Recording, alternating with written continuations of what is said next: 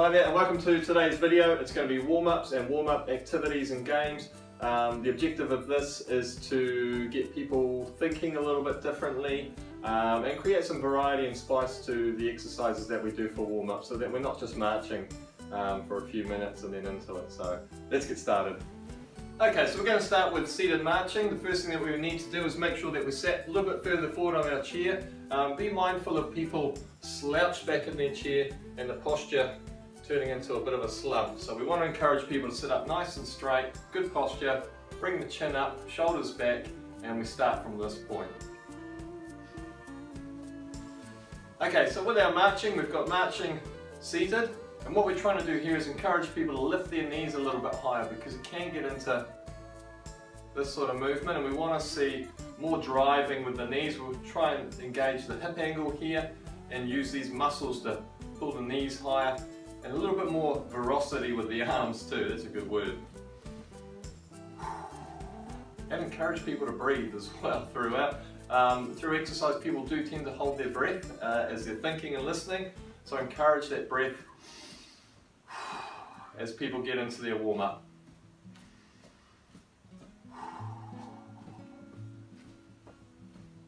Okay, so the first thing that we're going to do is a real simple one. Doesn't have a flash name. I just call it slap, slap, clap, clap. What that looks like, marching away. All right, everybody, let's get into it.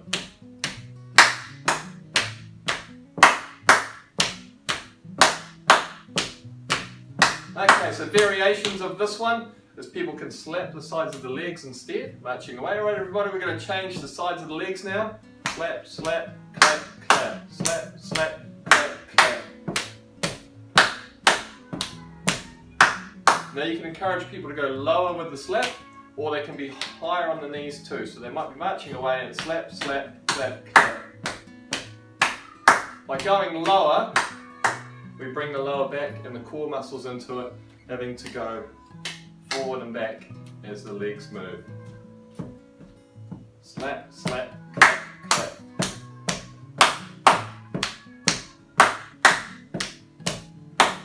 Now another change in this one is rather than slapping the legs, we can push as well. So it's clap, clap, push, push.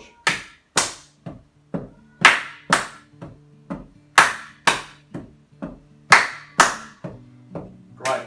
Now if you really want to muddle people up and push the experience a little bit further, we can do combinations of those things. So alright everyone, we're going to change now into slap, slap, clap, clap, push, push. Let's have a go. Start off marching. Bring it in. Push, push. Push, push.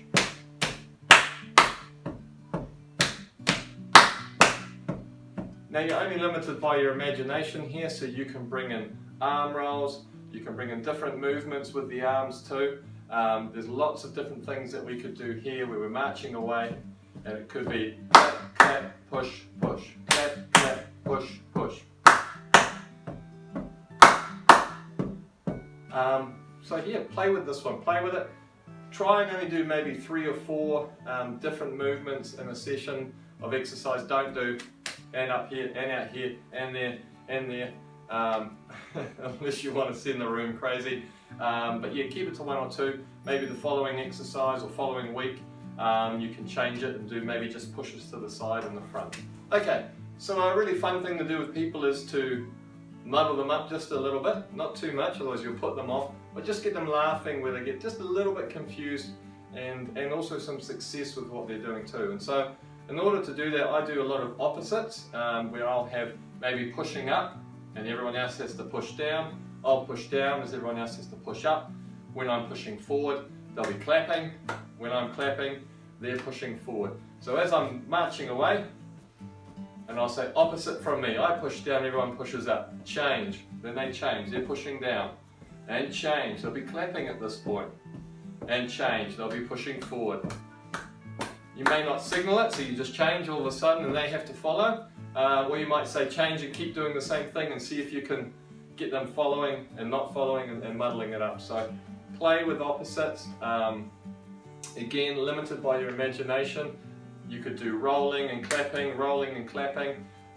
You can change the speeds as well, so we're marching away. Okay, now we're going to arm roll. and back to marching,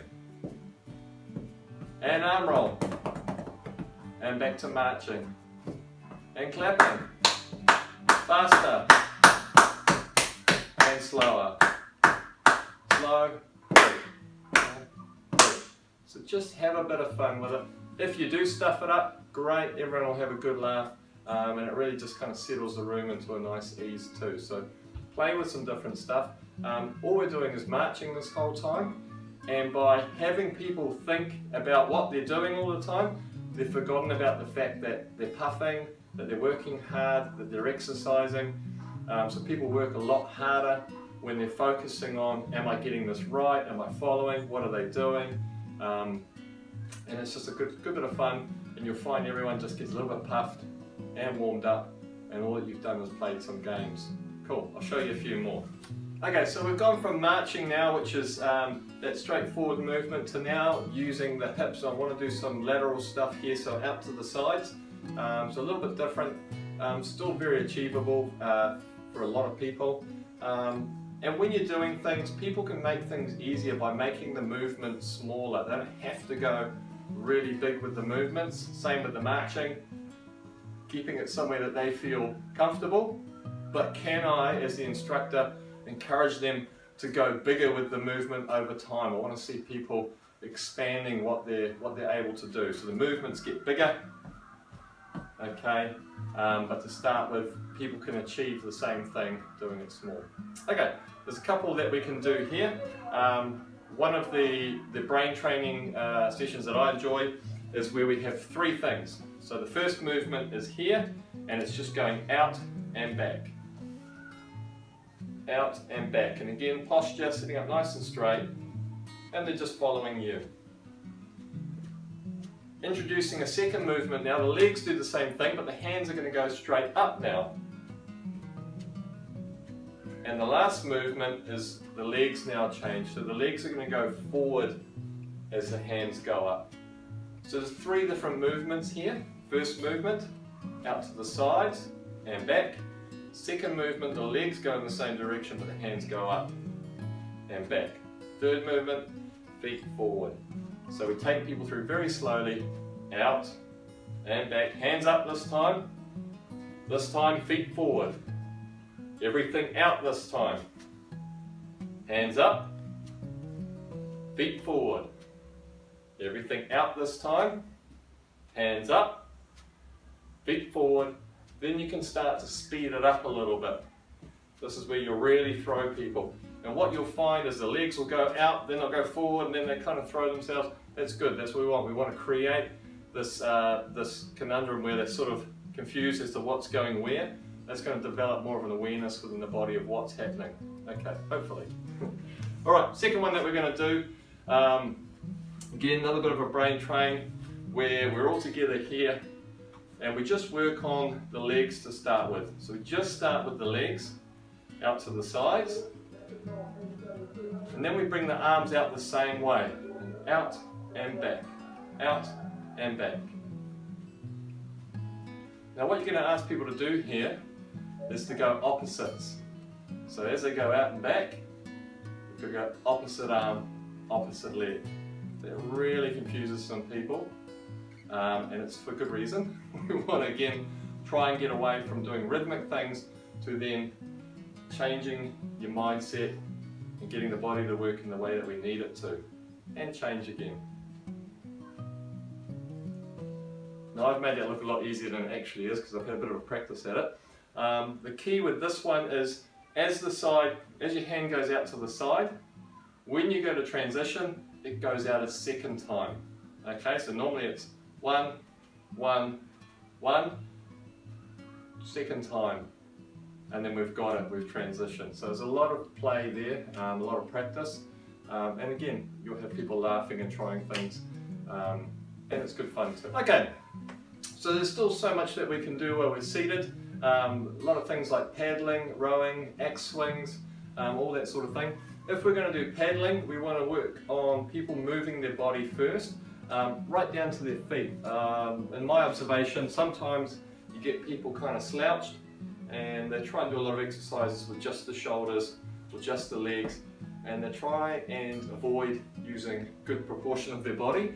So have people set up nice and straight, feet out, and then as they're moving forward and back, they're actually pressing through their feet. So they're stabilizing, pushing back, stabilizing, pushing back. Now with something like paddling, get the rocking action happening first, everybody rocking, and as we come forward, that's when we go into our paddle. That's where the paddle starts. Keep your chin up for your breathing, driving away, change sides, other side, here we go. And try and get people to expand the movement so that we go from this to up and down and out. So we're encouraging people to expand that range of motion so they're getting a really big stretch as well as movement through that warm-up. Really trying to expand the body out. With the rowing, same thing. We're going forward and back, forward and back. So keep an eye out around the room. It is hard to make suggestions to people who are just kind of doing this, but talk collectively to the group that, hey everyone, we want to get that rocking going first so that you're not here and just doing that. That's not what we want to see. Some people will have issues, particularly with their back, and that might be okay. That may be as good as they can go with that movement. They have to be careful, but be aware of the group kind of dropping into the easier version of things. Okay, next one, X-swings. Same thing. More about the wide range of motion than it is about the speed. So we want to have people, again, nice wide feet, stable base, coming up, big stretch, get those shoulders, get those arms back, and they're coming down, all the way down, and then coming up, big stretching movement. Another good reminder for breath. And in.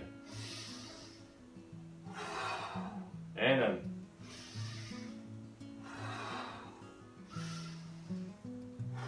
And we've done variations of this in the past too, where we've had reaching. So if we've cut that firewood, maybe we're loading the firewood from one side or the other, or we're going centre to side, centre to side.